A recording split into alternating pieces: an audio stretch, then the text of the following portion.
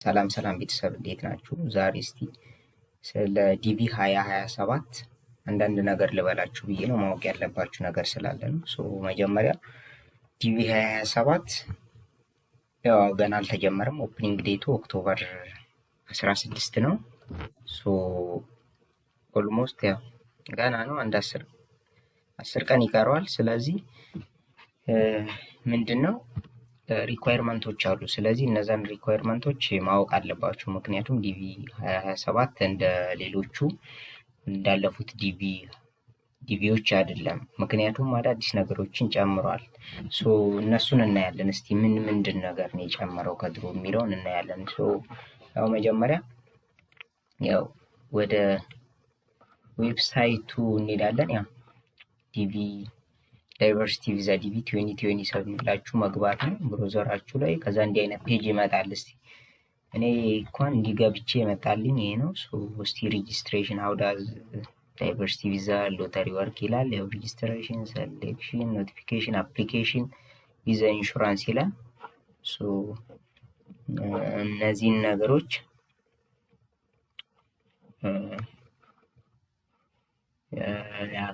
አፕሊኬሽን ቪዛ ኢሹ ይላል። እሱን እኛ አንፈልግም። ግን 2027 ሎተሪ ምን አዲስ ነገሮችን ከሌሎቹ ከዚህ በፊት ካሉት ጨምሯል የሚለውን እስቲ እናያለን። ይሄው እዚህ ጋር who can apply for DB ሎተሪ ይላል። here are the key eligibility requirement for the diversity ሎተሪ ፕሮግራም ይላል። country of origin ይላል። አንደኛ ዲቢ ሎተሪ አፕላይ ለማድረግ ሀገሪቱ ለዲቪ ሎተሪ እናንተ ያላችሁበት ሀገር ለዲቪ ኤሊጂብል ነው አይደለም የሚለው ማወቅ አለባቸው። ኢትዮጵያን ስለሆነ ያው ኢትዮጵያ ኤሊጂብል ናት። በት ኢትዮጵያ ኤሊጂብል ብትሆንም ባለፉት 5 ዓመታት ውስጥ ፓስት 5 years ዩኤስኤ ኢሚግራንት 50 ሺህ በላይ ኢሚግራንቶችን ከላከች ኤሊጂብል መሆን አይችልም። ግን ከዛ በታች ከሆነ በ5 ዓመት ውስጥ የላከችው ኤሊጂብል መሆን ትችላለች ማለት ነው። ኤሊጂብል መሆን ትችላለች፣ አፕላይ ማድረግ ትችላላችሁ ነው። ይሄ ነገር እንኳን ችግር የለውም። ያው አፕላይ ማድረግ ትችላላችሁ። ካንትሪ ኦፍ ሬዚደንስ አለ። አፕሊካንት ሚ አፕላይ ፎር ዘ ዲቪ ፕሮግራም ኢንሳይድ ዘ ዩናይትድ ስቴትስ ኦር ኦቨርሲ አካባቢ ያሉት እዛ አካባቢ ያሉትም አፕላይ ማድረግ ይችላሉ ነው የሚለው። አዘር ምንድነው ኤዱኬሽን ኦር ወርክ ኤክስፒሪየንስም ያስፈልጋል። ለምሳሌ አንድ ሰው ሲያመለክት ይሄን ዲቪ 2027 ሎተሪ ሃይ ስኩል ኤዱኬሽን ኦር ኢትስ ኢኩቫለንት ከዛ ጋር እኩል የሆነ የትምህርት ደረጃ ሊኖረው ይገባል። ወይም ቢያንስ የ2 ዓመት ወርክ ኤክስፒሪየንስ ሊኖረው ይገባል ባለፉት 5 ዓመታት ማለት ነው። ባለፉት 5 ዓመታት ውስጥ የ2 ዓመት ወርክ ኤክስፒሪየንስ ሊኖረው ይገባል አንድ ሰው ዲቪ 2027ን አፕላይ ለማድረግ። አዘር ምንድነው ኤጅ ካታጎሪ ነው። ዲቪ 2027 ያው ከዚህ በፊትም ያሉት ኤጅ ካታጎሪ የለውም። ማንኛውም እድሜ ክልል ያለ ሰው ከ18 ዓመት በላይ ያለ ሰው አፕላይ ማድረግ ይችላል ማለት ነው። ፊ ይላል። ፊ አሁን ምንድነው ከሌሎቹ ዲቪ 2027 የሚለየው ምንድነው? ፊ ያለው ድሮ በነፃ ነበር አፕላይ የምናደርገው ፎርሙን የምንሞላው።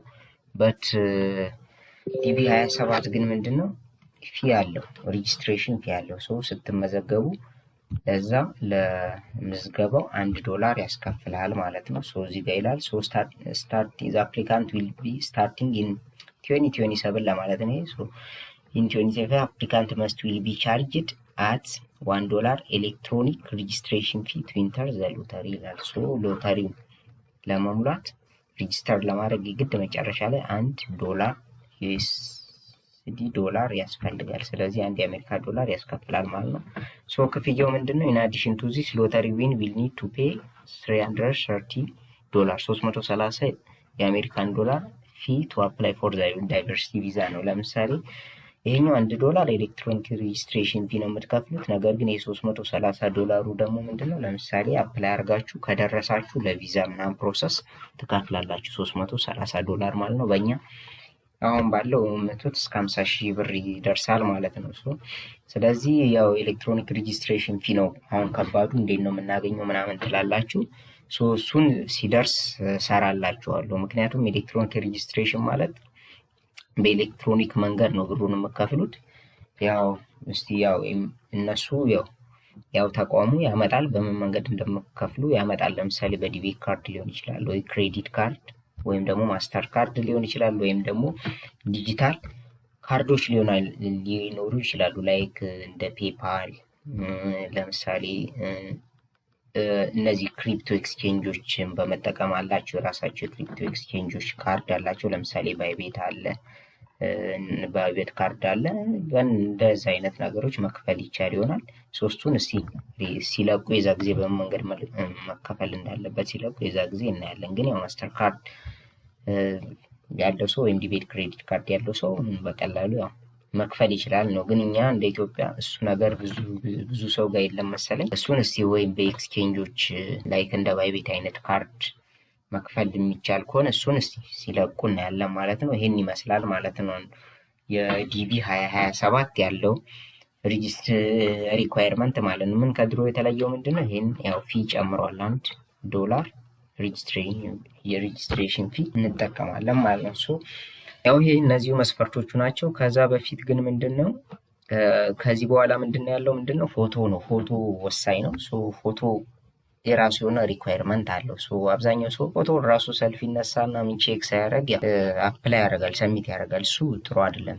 የራሳቸው የፎቶ ሪኳየርመንት አለው። የዚህ የዲቪ ሎተሪ ማለት ነው ሪኳየርመንት አለው። እስቲ እሱን ፎቶ ሪኳየርመንታቸውን ለማየት ያው እዚህ ፔጅ ላይ ትገባላችሁ። travel.state.gov የሚል ያው እዚህ ጋር ዌብሳይት አለ። እሱ ጋር ስትገቡ ብሮዘራችሁ ላይ እንደዚህ ብላችሁ ጽፉ፣ እንደዚህ ይመጣል።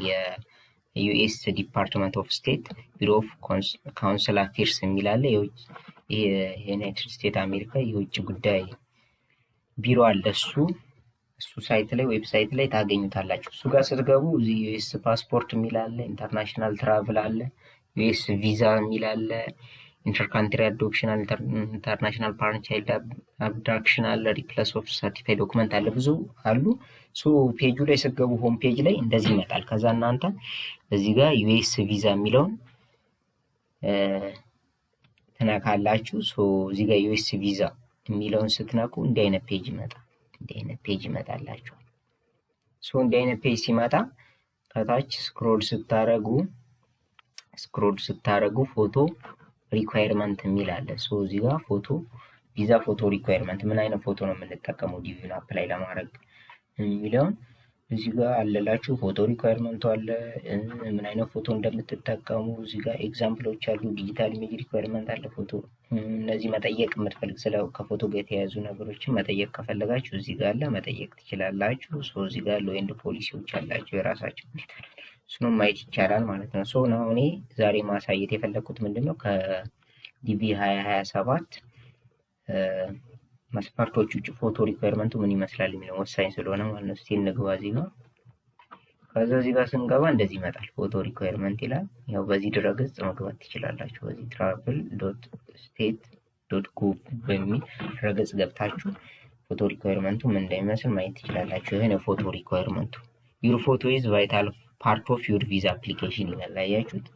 የእናንተ የፎቶ ሪኳየርመንት ለቪዛ አፕሊኬሽኑ በጣም ወሳኝነት አለው ነው የሚለው። ስለዚህ ናው ዊ ሪኮመንድድ ዩ ዩዝ የፕሮፌሽናል ቪዛ ፎቶ ሰርቪስ ቱ ኢንሹር ዩር ፎቶ ሚት ኦል ዘ ሪኳየርመንት፣ ሁሉንም ሪኳየርመንት ያሟላ ፎቶ ፕሮፌሽናል ቪዛ ፎቶ መሆን አለበት ነው የሚለው።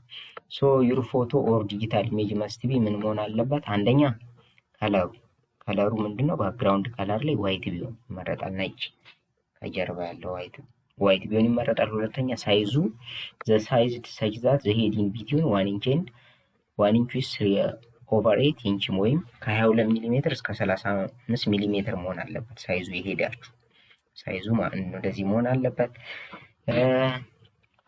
ከዛ ሶስተኛው ደግሞ ሪኳየርመንት ነው ቴከን ዊዝን ዘ ላስት 6 months ቱ ሪፍሌክት ዩር ከረንት አፒሪያንስ ይላል። ለምሳሌ ፎቶ አፕላይ ስታደርጉ የምታስገቡት ፎቶ ከ6 ወር የሞላው ከ6 ወርና ከዛ በላይ የሞላው መሆን የለበትም። ምክንያት ያለፈው መሆን የለበትም። 6 ወርና ከዛ በላይ ያለፈው ከሆነ ለአፕሊኬሽን አይሆንም ማለት ነው። ስለዚህ ዊዝን 6 months ውስጥ መሆን አለበት። ስለዚህ በ6 ወር ውስጥ መሆን አለበት የተነሳችሁት ፎቶ ማለት ነው የሚያገለግለው። ስለዚህ እናንተ ያው አሁን ገና ስለሆነ አሁን መነሳት ትችላላችሁ። ፎቶ ቤት ሄዳችሁ ዲቪ ሳይዝ ፎቶ ብላችሁ መነሳት ትችላላችሁ ማለት ነው። ከዛ ሶፍት ኮፒ ነው ወስዳችሁ አፕላይ ማድረግ ይቻላል። ከዛ ምንድነው ሌላው አራተኛ ስቴፕ ፎቶ ሪኳየርመንቱ ቴክን ኢን ፍሮንት ኦፍ ፕሌን ዋይት ኦር ኦፍ ዋይት ባክግራውንድ። ስለዚህ ባክግራውንዱ ስትነሱ ከጀርባ ያለው ዋይት መሆን አለበት፣ ነጭ ከለር ነው መሆን ያለበት። ሌላ ላዘር ምንድነው ቴክ ኢን ፉል ፌስ ቪው ዳይሬክትሊ ፌሲንግ ዘ ካሜራ። ስለዚህ ስትነሱልኝ ፉል ፌስ መሆን አለበት። ሁለተኛ ወደ ካሜራው ጋር ፎከሳችሁ መሆን ያለበት። ሌላ ዊዝ ኒውትራል ፌስ ኤክስፕሬሽን ኤንድ ቦዝ አይ አር ኦፕን። አይናችሁ ኦፕን መሆን አለበት፣ ሁለቱም አይናችሁ ቀጥ ብሎ ኦፕን የሆነ አይን መሆን አለበት። ፋሻል ኤክስፕሬሽናችሁ ደግሞ ኖርማል መሆን ያለበት። ያ ማለት ምንድነው መሳቅ አይቻልም፣ ያዘነ ፊትን ማሳየት አይቻልም፣ አፍን መክፈትም አይቻልም። ስለዚህ ኖርማል መሆን አለበት። ቴኪንግ ኢን ክሎዝ ዛት አር ዩ አር ኖርማል ዌር ኦን ዴይሊ ቤስ። ስለዚህ ሁሌ የምትጠቀሙት ኖርማል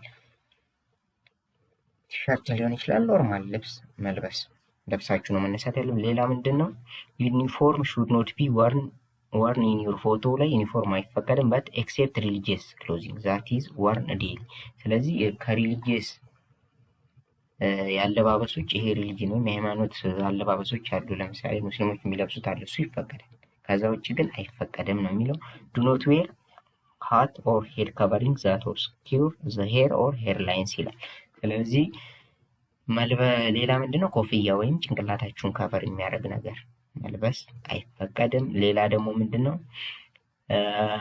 ሄድፎን ማድረግ አይቻልም። ይሄ ሄድፎኖች ማድረግ አይቻልም። ዋየርለስ ሃንድስ ፍሪ ዲቫይሶችን መያዝ አይቻልም። ሌላ ደግሞ ምንድነው አይግላስ መጠቀም አይቻልም።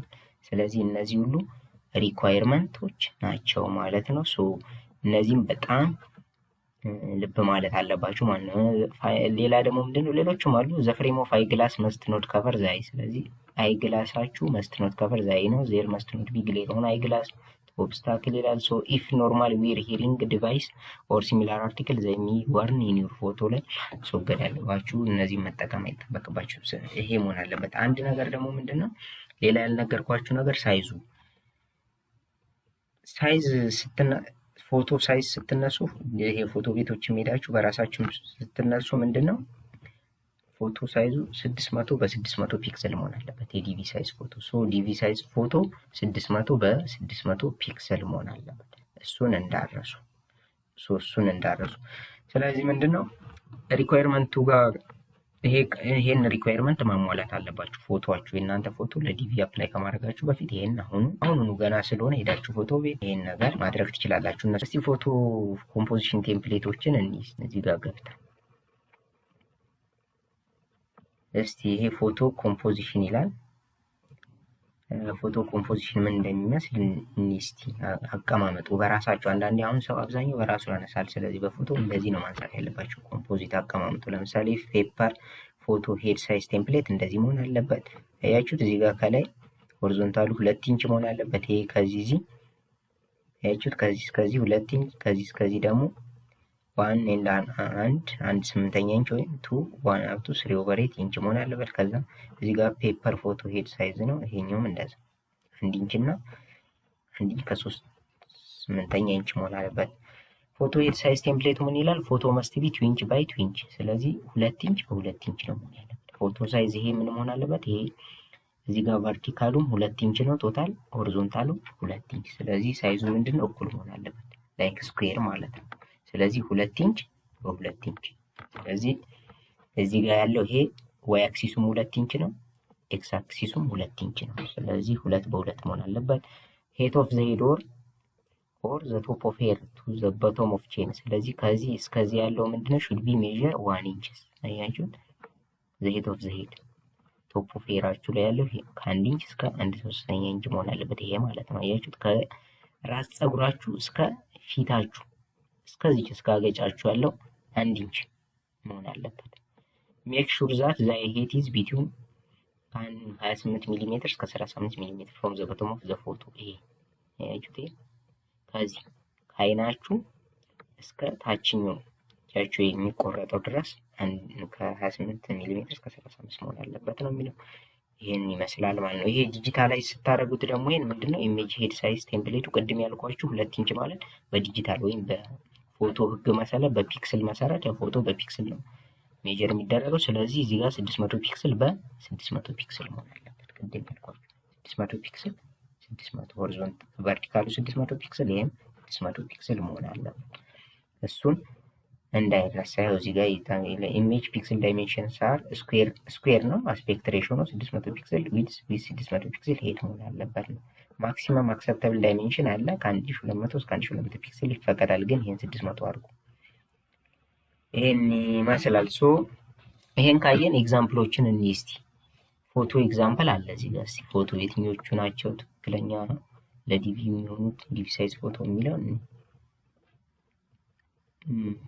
ይሄው እዚህ ጋር ፎቶ ኤግዛምፕል፣ እዚህ ጋር ፎቶ ኤግዛምፕል አለ። ለምሳሌ እነዚህ ያያችሁት ይሄውን አክሰፕተብል ሬንጅ ነው። ባክግራውንዱ ዋይት ነው፣ አይኑ ይታያል። እዚህ ጋር ሳቃም ይሄ ፈገግታ ምናምን አዘን አይፈቀድም። ይሄው እዚህ ጋር ጆሮዎቹ ይታያሉ። ይሄው እዚህ ጋር አክሰፕተብል ዘ ኢሜጅስ ክሊር ነው አክሰፕተብል። እስቲ ሁለተኛው ያን አይታይም። ለምን አንአክሰፕተብል ፎቶ? ለምንድን ነው እንደዛ ያለው? ፎቶ ቲፕ ቼንጅ ዩር ካሜራ ኤክስፖዠር። ይሄ ካሜራው አሁን ካሜራው ምንድነው ዋይት አይደለም ወይም ክሊር አይደለም። ስለዚህ እሱ አይፈቀድም። እዚህ ጋርም ከመጣችሁ ይሄም እንደዛ ካሜራው አይታይም።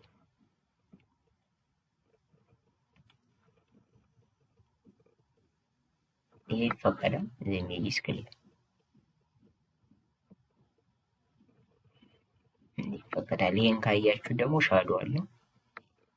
ይሄን ካያችሁት እዚህ ጋር ሻዶ አለው። ሶ እንደ አይነት ፎቶዎች አይፈቀዱም። ሶ ይሄን ይመስላል። አንድ ቲፕ ልስጣችሁ። ለምሳሌ ፎቶ እናንተ ካነሳችሁ በኋላ እዚሁ ሳይት ላይ እዚሁ ያለው ይሄን ካያችሁት እዚህ ጋር ሻዶ አለው። ሶ እንደ አይነት ፎቶዎች አይፈቀዱም። ሶ ይሄን ይመስላል። አንድ ቲፕ ልስጣችሁ። ለምሳሌ ፎቶ እናንተ ካነሳችሁ በኋላ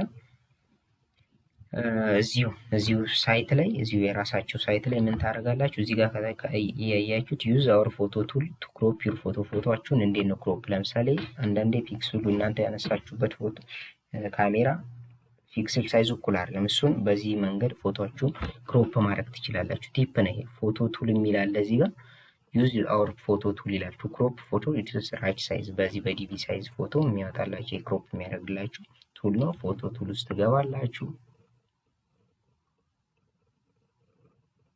ከዛ እዚህ ጋር ኤግዛምፕል አለ። ቹዝ የፎቶ ቱ ቢግን ይላል። እዚህ ጋር የራሳችሁን ፎቶ ቹዝ ታደርጋላችሁ። እሺ ለምሳሌ እኔ ፎቶ ለጊዜው ፎቶ ካለኝ እስቲ ለምሳሌ ይሄን ፎቶ ልምረጠው።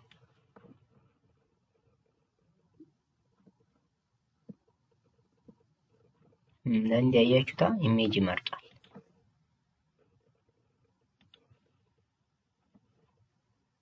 እኔን እስቲ ልምረጠው። እኔን መረጥኩት። አያችሁት? ይሄን ስመርጠው ይሄው ራሱ ያሳምራል። እስከዚህ ነበር የልጅቷ ፎቶ። ስለዚህ እስከዚህ ከት ያደርጋል። ለዲቪ ሳይዝ ፎቶ የሚያስፈልግ ይሄ ነው ብሎ ያመጣል። 600 በ600። ስለዚህ ቨርቲካሊ 600 ፒክስል፣ ይሄም 600 ፒክስል ወይም 2 ኢንች በ2 ኢንች ማለት ነው። ስለዚህ ከዚህ በኋላ ምንድነው እንደዚህ ክሮፕ ራሱ ነው የሚያደርግላችሁ አውቶማቲክ። ከዛ በኋላ እናንተ ምንድነው አክሰፕት ፕሮሲድ ትሉታላችሁ። ከዛ ከታች ምን ይመጣላችኋል? ዳውንሎድ ኢሜጅ ቱ ዩር ዲቫይስ። ከዛ ዳውንሎድ አድርጋችሁ እንደዚህ መጠቀም ትችላላችሁ ማለት ነው። ዳውንሎድ ያደረጋችሁትም ከዛ ዳውንሎድ አድርጋችሁ ራሳችሁ አፕላይ ስታርጉ መጠቀም ትችላላችሁ ማለት ነው። ሶ የዛሬ ቪዲዮ ይሄን ይመስላል። ሶ ቪዲዮ ከተመቻችሁ ላይክ፣ ሼር፣ ሰብስክራይብ እያደረጋችሁ ቻናሉን ሰብስክራይብ እያደረጋችሁ ሶ አዲስ ነገር ሲኖር ደግሞ እንዴት ዲቪ 2027ን እንሞላለን የሚለውን ደግሞ ኦፕኒንግ ዴት ኦክቶበር 16 ሲደርስ አዲስ ቪዲዮ አሞላል። እንዴት እንደምትሞሉ ስቴፕ ባይ ስቴፕ ጋይድ የሚያደርግ ቪዲዮ ይዤላችሁ እመጣለሁ። እስከዛ ቻው።